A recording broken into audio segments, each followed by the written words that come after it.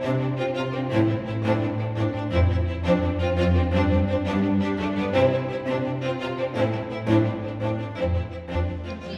evening, everyone.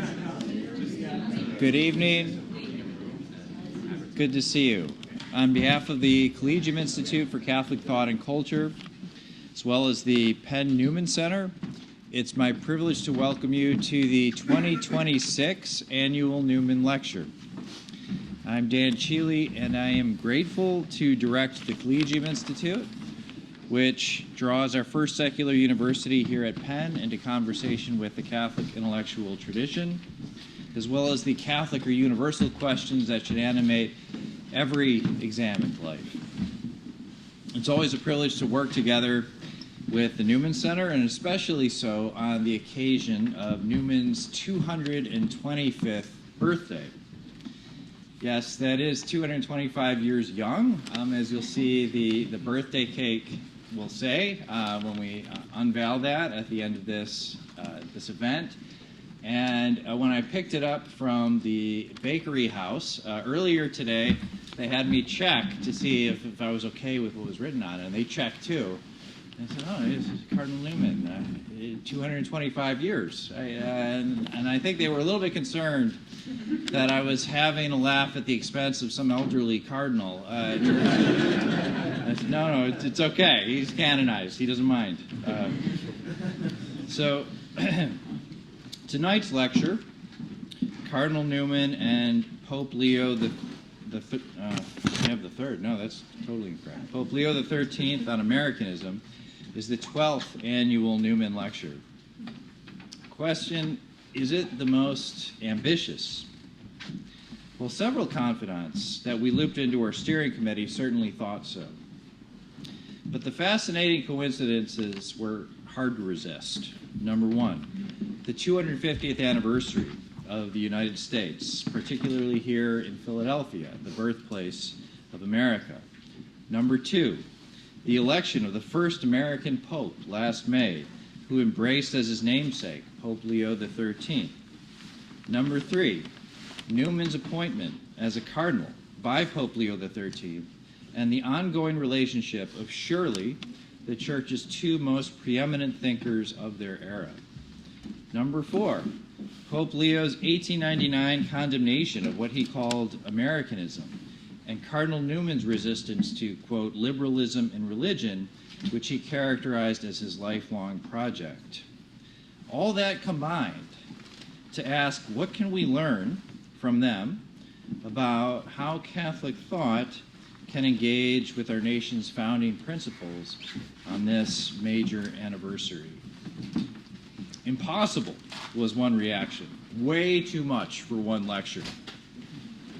But we believed we knew the person who would be equal to the challenge. And moreover, we were profoundly fortunate that we sent him the invitation while he happened to be in Rome for the Mass where Pope Leo XIV solemnly declared Newman to be a doctor of the Church. That is, I think our speaker believed that the circumstances prohibited him from saying no. So thank you, Professor Moreland, for your docility to the Spirit, and good luck. Our prior Newman lectures have featured many great luminaries, and I'll just name a few. The late Don Briel, Thomas Fow, John Garvey, Eamon Duffy, Helena Tomko, who is here with us tonight, and most recently, Professor Thomas Hibbs of Baylor University. We publish these lectures every year, and if you don't have a copy of our last one, To Live is to Change, Newman on Growing Up Well and Want One, let us know. So the format for tonight is straightforward. Professor Moreland will deliver his lecture, after which he's generously agreed to offer us some time for Q&A. And then when we decide that's enough, you can probably still catch him in the birthday party afterwards if you have more that you want to ask, or talk with the rest of us on the contents of our talk. So the last thing I need to do is actually introduce our speaker. Michael Moreland is University Professor of Law and Religion at Villanova University's Charles Widger School of Law, and also the director of the Eleanor H. McCullen Center for Law, Religion, and Public Policy.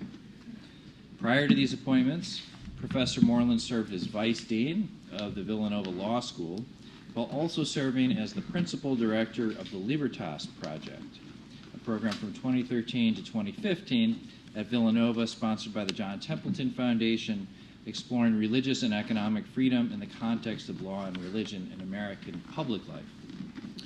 Dr. Moreland received his BA in philosophy from the University of Notre Dame, his MA and PhD in theological ethics from Boston College, and his JD from the University of Michigan Law School. So yes, he is both a card-carrying theologian and a law professor. Before coming to Villanova, he served as Associate Director for Domestic Policy at the White House, where he worked on a range of legal policy issues, including criminal justice, immigration, civil rights, and liability reform. Currently, he also serves as the Board of Trustees Chair of the Institute for Advanced Catholic Studies at the University of Southern California. I'm going to have to cut this accomplishment train a bit short to save some time for his lecture, but I should say one last thing, I think, apropos to it. So it's been an honor to call Professor Moreland a friend for years, and of the two of us, I think I'm supposed to be the one who's the historian.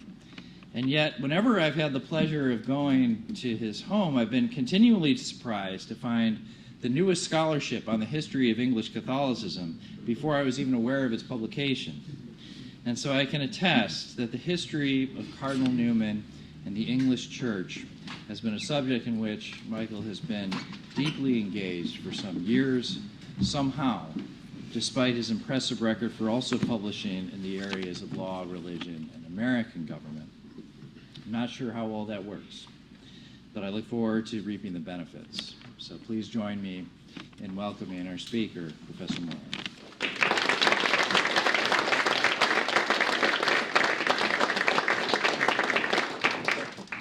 Well, thank you, Dan, very much for that generous introduction and for the invitation to give this lecture, and to the Collegium staff who've been so generous in their hospitality, and to all of you for coming out on a foggy Friday evening to learn about Cardinal Newman and this topic. So as Dan mentioned, the charge he gave me, which, as he said, I received the invitation, was actually in Rome for the couple academic events and the Mass at which Cardinal Newman, St. John Henry Newman, was named a doctor of the Church, was to talk about Newman, Pope Leo XIII, Americanism, and kind of tie it all into Pope Leo XIV. And I should say that I just recently published a chapter in a book on Newman in a volume on Irish Christian jurists. Now, Newman was not Irish, and he was not a jurist, but I managed to say something there. And so tonight, I'm going to talk about Newman and Americanism, even though the condemnation of Americanism in 1899 was 9 years after Newman had gone to the grave. And so once again, I'm going to try to fill up the time as lawyers do. We get to be billed by the hour, so I'm going to talk about Newman and Americanism, even though it might seem that it's an impossible subject. So let me start by talking, though, about Pope Leo XIV, and talking a little bit about him. Of course, many of you know, I'm sure, he's went to Villanova for college, so he has a local connection here. But it was interesting when Cardinal Prevost came out on the balcony as Pope Leo XIV. I was actually in the square that day as well, so I'm sort of like a zealot of. I happened to be in Italy and thought, how many chances do I ever have to be at a conclave? And so I was in the square when Pope Leo XIV came out on the balcony. And of course, it was remarkable that he took this name Leo XIV, as people remarked at the time, because of course regnal names that popes choose often signal something about their papacy. If he had taken the name Francis II or John Paul III or Benedict XVII, it would have said something about maybe some of the ways in which he was already, in those opening minutes, understanding his papacy. But he took the name Leo XIV, and as was remarked at the time, both by him and commentators, that's because he was looking back, of course, to Pope Leo XIII and the admiration that he had for the advent of Catholic, what we now call Catholic social doctrine, Catholic social teaching, by Leo XIII, famously in his encyclical Rerum Novarum in 1891. And also that Leo XIII, of course, was Pope at a time of tremendous global and ecclesial change, which he navigated. And so in many of those respects, it was fortunately tied in all these topics together that the first American Pope took the name as the successor, Leo XIV, to Leo XIII, the Pope who had named Cardinal Newman a Cardinal of the Catholic Church. So getting now to Leo XIII, a bit about him. I'm sure some of you are very familiar with Leo XIII, but I'll say a bit about him by way of background for those who maybe are less familiar with him. Of course, he was elected in 1878. Already an older man, one of these figures, kind of a recurring thing that strikes me as I'm going to talk about some of these figures tonight is for a long-lived life in the 19th century, it helped to be a churchman. Leo XIII is elected in 1878. He reigns as Pope for 25 years until 1903. Of course, we know him most famously, again, for things like Rerum Novarum in 1891, his encyclical Aeterni Patris in 1879, sort of putting Thomism at the center of seminary and Catholic philosophy and theology.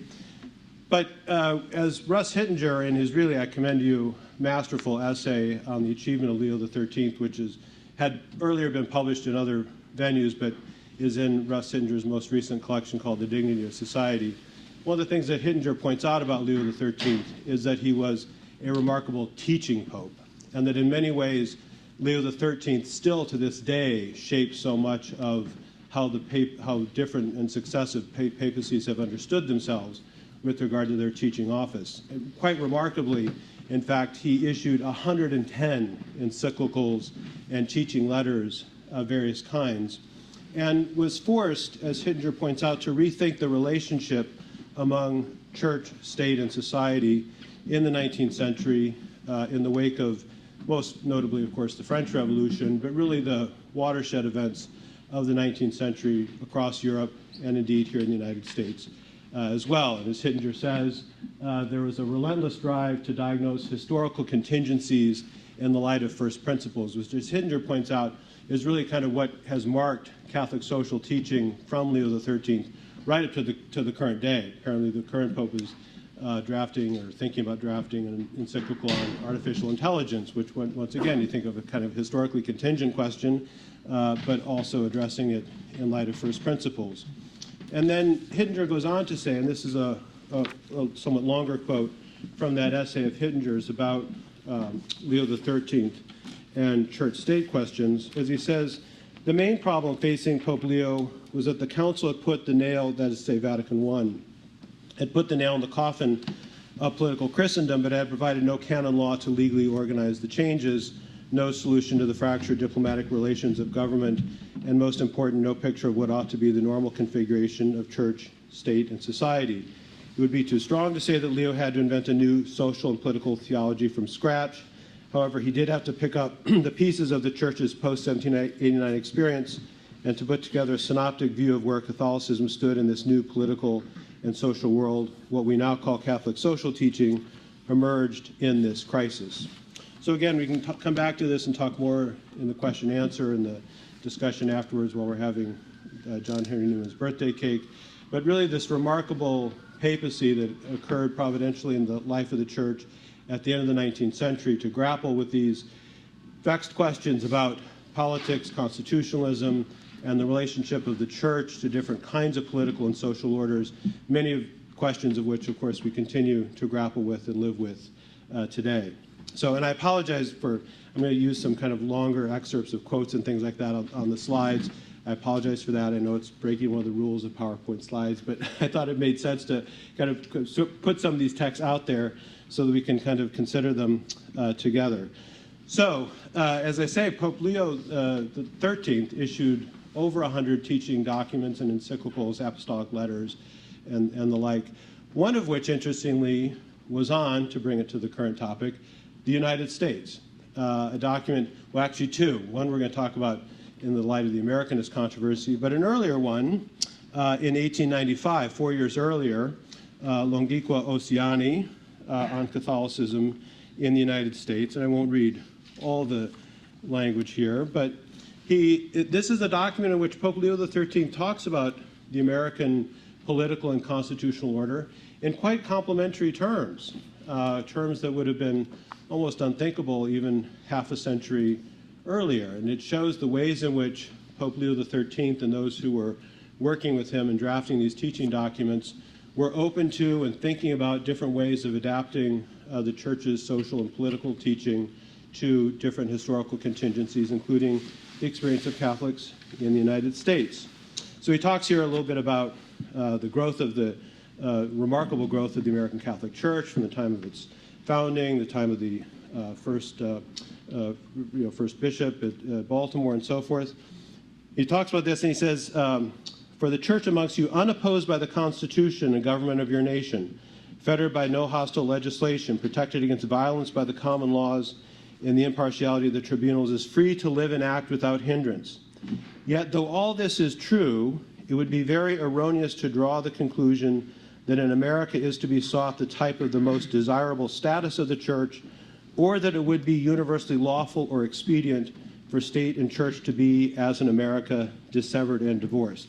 So on the one hand, he talks about this remarkable growth of the Catholic Church in the United States, the ways in which the church is allowed to flourish, as he says, unfettered by hostile laws. In the background here, I think, is, as many of these documents sort of pointing to examples like France, where the church was continuing throughout this period to struggle against legal and other cultural restrictions.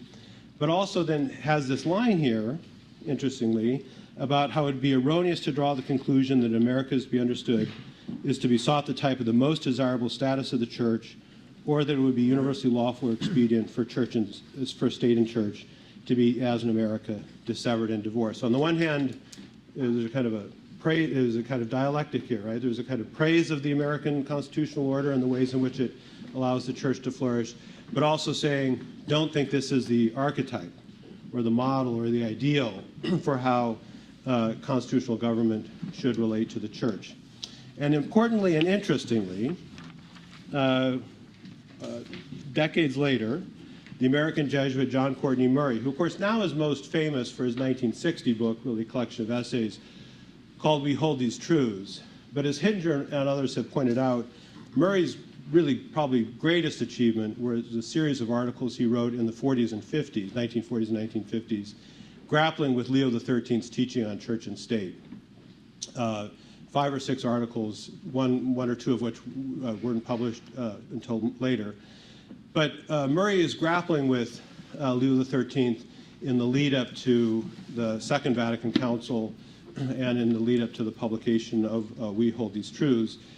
And one of the things that Murray says in one of these essays is that this line from Longiqua Oceani is a signal to an error that Leo XIII thinks is susceptible to misinterpretation. And again, I won't read all this, but I'll give you the cite to the essay. But what Murray says is that, as he says here, what Leo has in mind is a theoretical error bearing on a point of principle. The error was on the part of those who wish to take the American constitutional situation, in which the church does not enjoy the favor of the laws and the patronage of the public power, as the premise for a generalization to a universal principle. Skipping down to the end, he says, "These men, I say, wish to take the legal experience of the church in America as the premise upon which to erect a definition of an ideal of legal experience that would be everywhere valid, everywhere permissible, everywhere advantageous." As Murray says, the error of thinking this was that any form of legal experience can be universalized, and that these men who made the generalization, and again, he's especially thinking, as we'll talk about here shortly, he's especially thinking of Francophone errors, people, more progressive churchmen in France who were tempted to take some of these openings to a sort of more liberal constitutional order by Leo in a more radical direction. As Murray says, the men who made the generalization lifted their assertions out of the field of history into the field of theory, out of the contingent order of law and politics into the absolute order of ethics and theology. So that, again, a dialectic here, I think, thinking on the one hand that, yes, there's much to applaud about the American constitutional settlement with regard to religion and the place of the Catholic Church within it, but not to take it so far as to conclude that the American constitutional order, including its non-establishment provisions, especially, and so on, should be somehow taken to be the ideal. And of course, many of you are probably familiar with the way in which Murray himself then enters not just as a commentator on these debates or sort of observing or talking about Leo XIII's interventions in these debates, but Murray himself, along with others at the council, then of course make some of these arguments at the council itself, culminating in 1965 in the Declaration on Religious Freedom, outside the scope of this lecture, but all sort of part and parcel of these topics as well. So, thus Leo XIII. So again, this remarkable teaching papacy, interested in the experience of Catholics in the United States, then provides fodder for people like Murray to talk about ways in which some of these lines from Leo XIII and some of his teaching letters were erroneously kind of generalized or over-theorized in Murray's terminology in ways that were erroneous, but nonetheless consistent with Leo XIII's teaching. So thus, Leo XIII. Now let's talk about Americanism, which again, some of you are probably familiar with. This phenomenon, this period of Catholic life in the United States in the 1890s. I won't go into all the details about it. It's late on a Friday night. I commend you a book from 60 years ago or so by the Notre Dame historian Thomas McAvoy, a Holy Cross priest, called The Americanist Heresy in Roman Catholicism, which is probably one of the definitive historical treatments of this crisis. But for our purposes tonight, what do we mean when we talk about Americanism? And for this, I'm going to talk especially about John Ireland, the bishop and then Archbishop of St. Paul, my home diocese, as it happens, who is one of the great churchmen of the American 19th century. I commend Marvin O'Connell, another Notre Dame historian, his biography of John Ireland to you. Again, it's remarkable how long some of these people lived in this period. So John Ireland, who actually was an immigrant from Ireland, came to the Twin Cities and was the bishop and then Archbishop of St. Paul for many years. Some of you have ever visited St. Paul know that the St. Paul Cathedral is a particularly prominent part of the St. Paul skyline, and that's because of John Ireland. So what did John Ireland say? Well, I'm going to talk about two talks that John Ireland gave in the 1880s and 90s. The first is a sermon he gave at Vespers at the Third Plenary Council in Baltimore in 1884, which, among other things, is famous because it's where the American bishops at the time really set in place the blueprint for what became the parochial school system in the United States. It's where the bishops really made a commitment. Of course, those of us in Philadelphia know that the other St. John Newman was also important in that decades earlier, at least thinking of what the vision of this could be. But it was really at the Third Plenary Council in 1884 that the American bishops really put into motion the institutional momentum behind what became the massive system of parochial Catholic education that in many respects we are the beneficiaries of still today. So Cardinal Gibbons, who I'll talk about a little bit later as well, Cardinal Gibbons, who convenes this Third Plenary Council, assigns different bishops, who is very close with Ireland, assigns them different responsibilities to give sermons at the Vespers services during the Third Plenary Council, and Ireland takes the occasion to preach this sermon called The Church Support of Just Government, in which Ireland says, you can, just from the quotes here, you can get a tenor of kind of where Ireland was coming from. He says, "There is no conflict between the Catholic Church and America. I speak beneath this cathedral dome as an American citizen, no less than as a Catholic bishop. The Church is the mother of my faith, the guardian of my hopes for eternity. America is my country, the protectress of my liberty and of my fortunes on earth.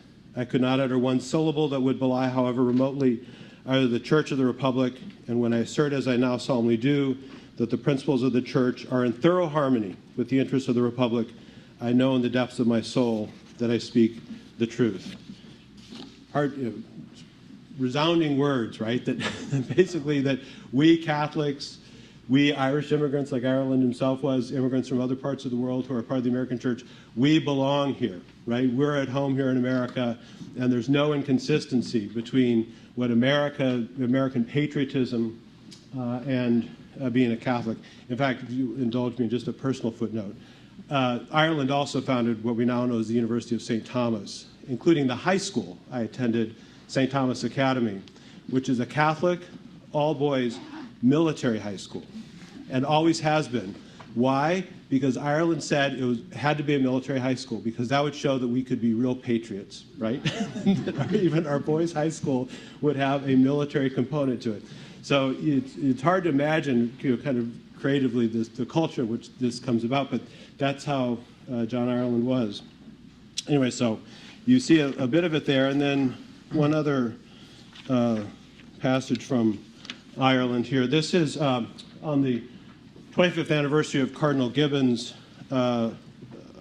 episcopal consecration, where Ireland gives another sermon, which he says, the church is at home under all forms of government, but let's skip a line, but so far as I may from my own thoughts interpret the principles of the church, I say the government of the people, by the people, and for the people, obviously echoing Lincoln at Gettysburg, more than any other, the polity under which the Catholic Church, the church of the people, breathes air most congenial to her mind and heart.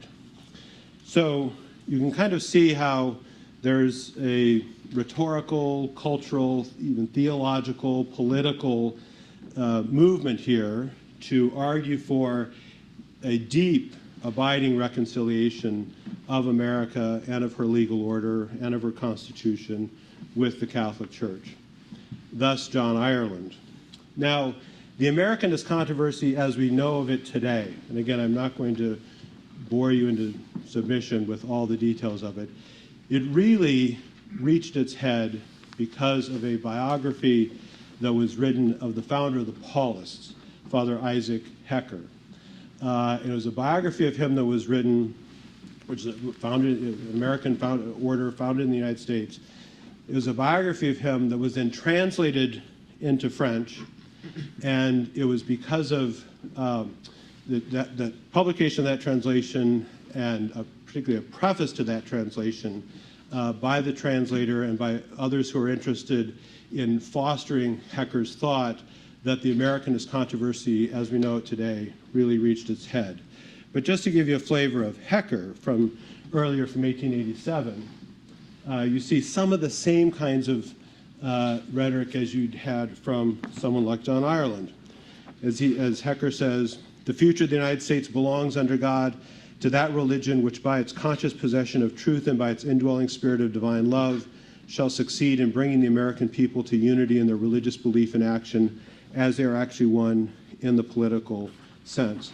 And by no means throughout this talk do I mean to disparage people like John Ireland. I mean, I owe my, at least my high school education to John Ireland, or Isaac Hecker, who actually cause for beatification, which has been introduced by the Archdiocese of New York, as I recall. So it's not that I mean to disparage any of them, but in many ways it was the uses to which other people, participants in different kinds of ecclesial political debates, put some of these words, put some of these gestures into different kinds of contexts that resulted in what became the Americanist controversy that culminated at the end of the 1890s. And one indication of it you get from, again, another line that I'll read here. This is from Monsignor Dennis O'Connell, who was the rector of the North American College in Rome, a great collaborator with Ireland and with Cardinal Gibbons and others. And O'Connell goes over to France and Switzerland and is really kind of pushing what now we would say is a kind of Americanist position. And in a letter to Ireland in 1897, now remember this is all going to come to a head in 1899, so we're kind of rushing through the 1890s here. In a letter to Ireland in 1897, O'Connell says, the whole atmosphere of Europe is redolent of Americanism. Americanism now means no longer provincialism, but modern society, Modern law in contrast with ancient law. In France, the movement only needs watching. In England, some of the best writers have placed themselves at my service, and I hope to avail myself of their offer. There is more Americanism here than in the church in America. That's actually a key line, right? That it was that one of the conclusions I'm going to kind of argue for in the next 15 minutes or so is that a lot of this actually has nothing to do with America. It's about France. It's about Europe. It's about fights on the continent and different purposes to which different authors were being put in European Catholicism, much more in many respects than anything having to do with the actual scene in the United States itself. So as O'Connell says, there's more Americanism here than in the Church of America. And when you arrive, say, in Ireland, you will everywhere be regarded as a colossus. The question is really the conflict of two civilizations. So again, this idea of Americanism and that somehow not just what we now call maybe kind of separation of church and state, but a kind of freedom of thought, kind of liberty of thought, liberty of speech, liberty of the press, lots of things that we in some ways, as I suppose, as American citizens kind of take for granted, but would have been heard very differently, especially in a 19th century French environment. More and more came under this label of Americanism. And it wasn't just the things I've just been talking about, it's also a lot of other fights about whether or not religion is purely natural or revealed and other debates like that. So again, I'm not going to kind of run through every iteration of this debate. You can read Father McAvoy's book if you want to see kind of almost the day-by-day developments in this debate. But you see here increasingly a view that there's something called Americanism out there that should cause concern in the halls of ecclesiastical authority. And these percolate up to Leo XIII and to his advisors.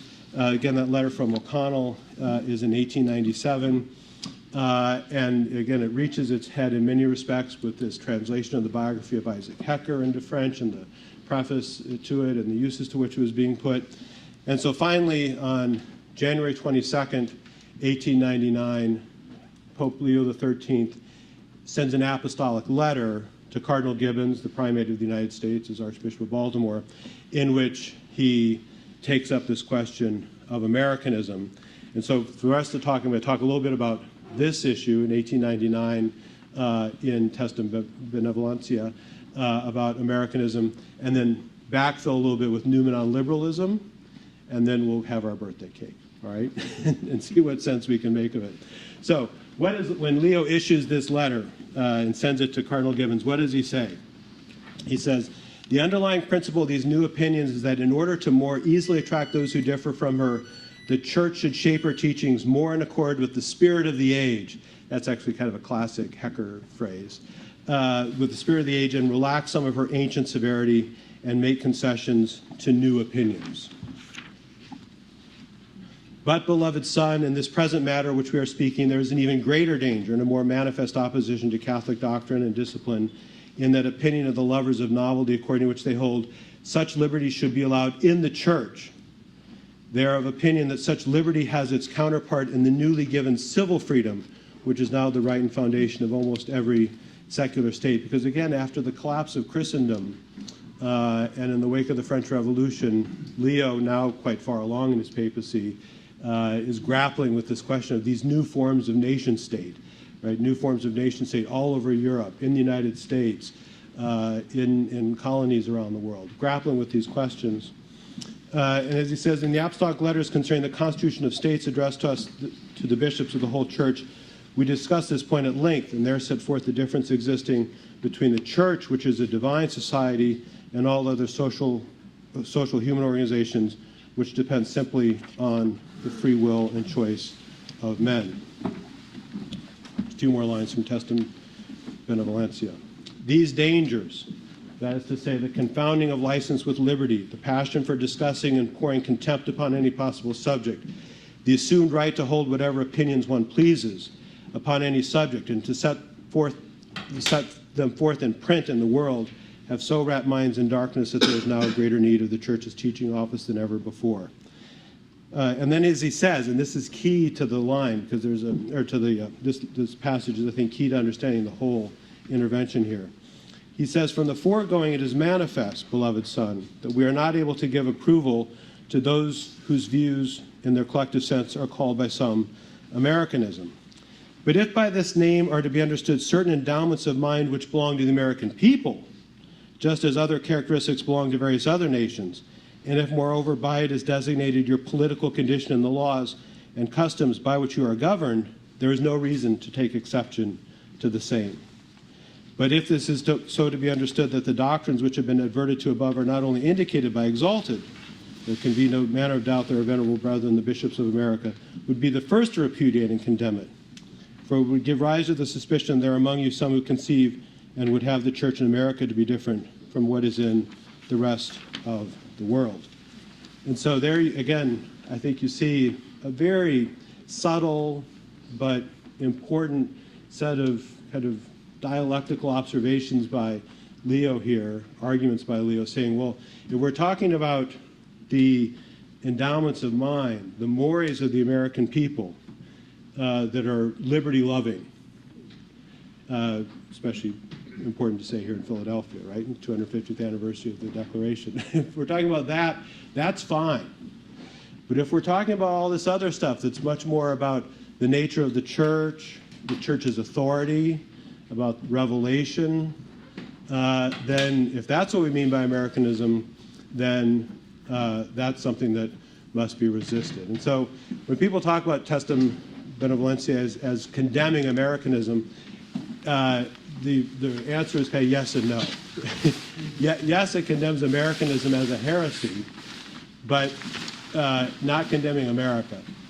And as commentators like Father McAvoy and others have pointed out now for decades, it's not even clear that there were any Americans who are susceptible to the charge of Americans. It was, again, a lot of the people in France arguing for accommodation with the kind of political novelty that occurred in 19th century France.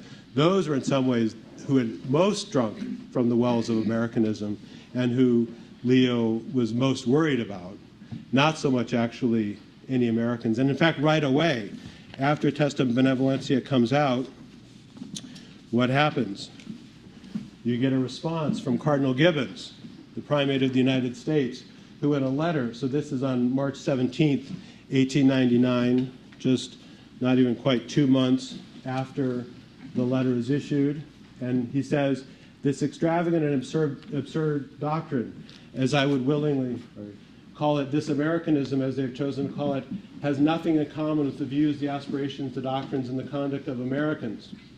And he says, the distinction that your holiness made so justly between the doctrines which we reprobate as you do, and those feelings of love for our country and its institutions that we share with our fellow citizens. So people like Gibbons, who were in some ways the most quote unquote pro-American, or maybe in some ways the most susceptible to charges of Americanism, they very quickly say, oh yeah, that's not us, right? That we welcome what you said because we don't think that anything that you said is at odds with us. And our friend John Ireland, actually just a month after Testem Benevolentia, says in a letter to Pope Leo, which actually then is republished in papers, Catholic newspapers all over the United States within a few weeks of Ireland writing this. He says, in view of the extraordinary confusion in ideas and the bitter controversies which have arisen in France over the book about Father Hecker, I cannot but now see necessary for the Supreme Pastor to make his voice heard to enlighten and tranquilize people's minds. Verily, with all the energy of my soul, I repudiate and condemn all the opinions which the apostolic letter repudiates. As the letter points out, certain persons have given the name Americanism. So Gibbons and Ireland, all these figures who in some ways were, in some respects I suppose, most susceptible to the charge of Americanism, say when Testem Benevolentia comes out, that's not us, right? We're just talking about the life of the Catholic Church in the United States. It's those French, right? In fact, again, if you'll pardon a personal footnote about Ireland, still to this day, the Twin Cities, for a long time it was the largest city in the United States that didn't have a Jesuit high school. Because John Ireland famously hated religious orders. And he hated religious orders in part. Why? Because they were Europeans, right? Because they were European governed. And they're not loyal to the local bishop. It was those local diocesan clergy, which is why the University of St. Thomas, for example, is a diocesan college, not run by a religious order. And so here you see this kind of worry that, the Europeans have kind of messed things up for us here, right? They took some of the good ideas that we were, percolating over on this side of the Atlantic, and they took them too far. And so Gibbons in Ireland right away say, we're not guilty of this. Thank you, Pope Leo, for clarifying that. It doesn't have to do with the American people or our mores or our patriotism or the life of the Church in the United States. It's those darn French who are at fault. So, as I say, that's Americanism. We'll backfill real quick here for maybe 10 minutes or so about Newman on liberalism and try to, kind of suggest maybe some points of contact here in these debates. So, as many of you will be familiar, one of the kind of key aspects of Newman's thought was this idea of Newman's resistance to liberalism. I'll put my notes here. So I'll mention a couple places where this occurs. One is in the Apologia, 1865, where Newman spent some time talking about, the note is actually titled Liberalism, in which Newman says, liberty of thought is in itself a good, but it gives an opening to false liberty. Now, by liberalism, I mean false liberty of thought, or the exercise of thought upon matters in which from the constitution of the human mind, thought cannot be brought to any successful issue, and therefore is out of place. Liberalism, then, is the mistake of subjecting to human judgment those revealed doctrines which are in their nature beyond and independent of it, and of claiming to determine on intrinsic grounds the truth and value of propositions which rest for their reception simply on the external authority of the divine word. I should say one of the other difficulties of this topic is that Newman rarely evinced much interest in the United States. Actually, during his Oxford movement days, he did, there were some essays he wrote about the kind of the experience of the American Episcopal Church, or observations about the American Episcopal Church. He doesn't write much about the United States directly, but he does write about liberalism, as I mentioned. That's one part of it. And then the other place where Newman talks about liberalism at some length, as many of you will know, and as I mentioned in the publicity for this talk, was in, obviously won't read all this, in the famous Biglietto Speech, which he delivers upon being named a cardinal by Pope Leo XIII in 1879. And in this speech, Newman famously says, I rejoice to say to one great mischief I have from the first opposed myself. For 30, 40, 50 years I have resisted to the best of my powers the spirit of liberalism and religion. Liberalism and religion is the doctrine that there is no positive truth in religion, but the one creed is as good as another, and this is the teaching which is gaining substance and force daily. It is inconsistent with any recognition of any religion as true. And then he continues to have a set of observations about, for example, things like the constitutional order and civil power. He says, hitherto the civil power has been Christian, even in countries separated from the church, as in my own, the dictum was enforced when I was young that Christianity was the law of the land. Now everywhere that goodly framework of society, which is the creation of Christianity, is throwing off Christianity. The dictum to which I have referred, with 100 others which followed upon it, is gone or is going everywhere. And by the end of the century, unless the Almighty interferes, it will be forgotten hitherto. So Newman, in the Apologia, famously in the Biglietto Speech, and in other places throughout his writings, inveighs against what he calls liberalism. And of course, it's an ongoing source of commentary on Newman about what he means by this. He tells us a couple places here, of course, what he means by it.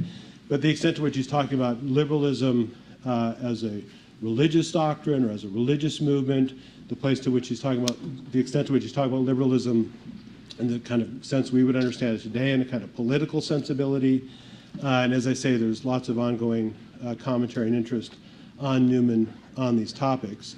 And the question I think we should leave for us would be, in part, to what extent did Americanism, or at least Americanism as misinterpreted, deformed, and ultimately condemned by Leo XIII by the French, to what extent did Americanism have some of the same faults and shortcomings as what Newman understood by liberalism.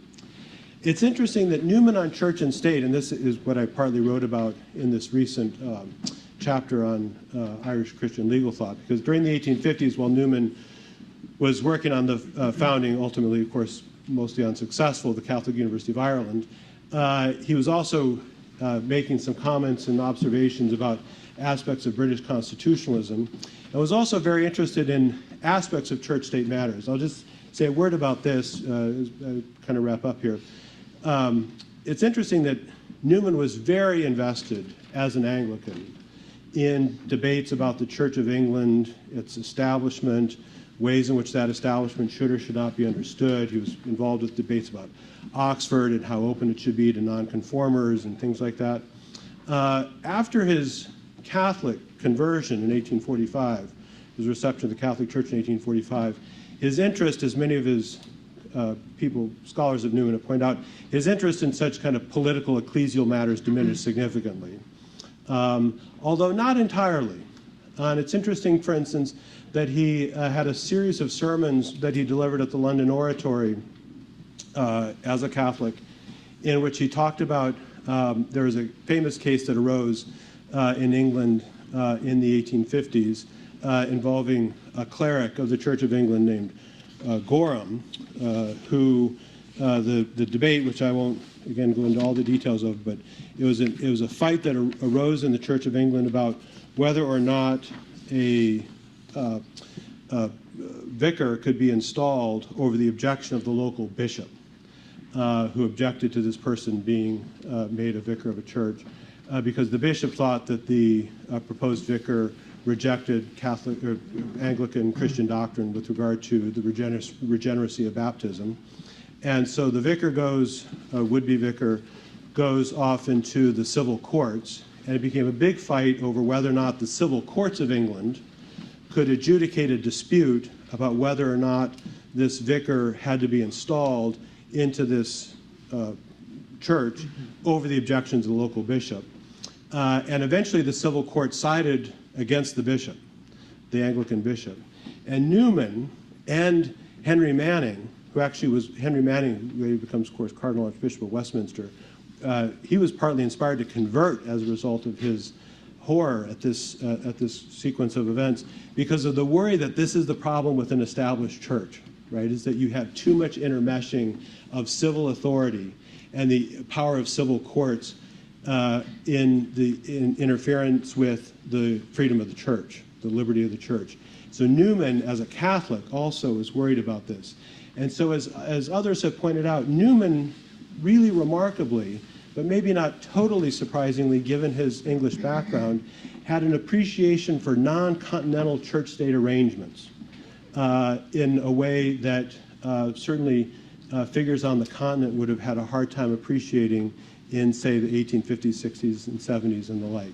That Newman, partly as a Catholic in England, came to appreciate the ways in which constitutionalism and constitutional governments, separation might be too strong a word, but at least distinction between church and state, that would be much more familiar to us in an American context. Newman, in some ways, had an appreciation for that in ways that other figures did not. And in part, I think that is because of the ways in which Newman, as an Englishman, was able to kind of sidestep some of those debates once again after he was received in the Catholic Church. And then, of course, bigger questions that things like, are there Americanist tendencies in American Catholicism? What do we think of the, as Gibbons in Ireland said it within weeks of the condemnation of Testem Benevolencia, were there ways in which there was something to this concern about quote-unquote Americanist tendencies in American Catholicism, things like individualism, or as Christian Smith and others have argued, things like morally therapeutic deism, trends toward secularism, tendencies toward rationalism or naturalism in religion. Are there ways in which some of the worries that seemed to come to a head in 1899 in the Americanist debate of that period, are there ways in which, whatever one makes of the historical record, are there ways in which some of those concerns that were being raised in a document like Testem Benevolencia and by Newman decades earlier with regard to liberalism, are there ways in which some of those insights maybe can still be useful for us today? Ways in which, as I say, worries about individualism and secularism abide still now. And I thought I would leave the last word, though, for Newman, because it can be easy to be despairing. It can be easy in the face of so much of the state of the church and state of Christianity in the United States or elsewhere in the world. But since I read some parts of the Biglietto speech already, I thought I would conclude with how the Biglietto speech concludes, which is on this very hopeful note. When Newman says, Christianity has been too often in what seemed deadly peril, that we should fear for any new trial now. So far as certain, on the other hand, what is uncertain, and in these great contests commonly is uncertain, and what is commonly a great surprise when is witnessed, is the particular mode by which, in the event Providence rescues and saves his elect inheritance.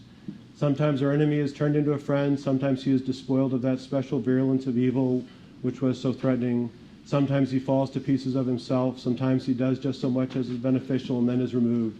Commonly the church has nothing more to do than to go out in her own proper duties in confidence and peace, to stand still and to see the salvation of God. And that's actually the tapestry, which is a colorized version of a photograph of Newman from 1866, as I recall. That's actually the tapestry that hung from the balcony of St. Peter's, both at Newman's canonization in October of 2019, and then when he was declared a doctor of the church in November of last year. So thank you very much.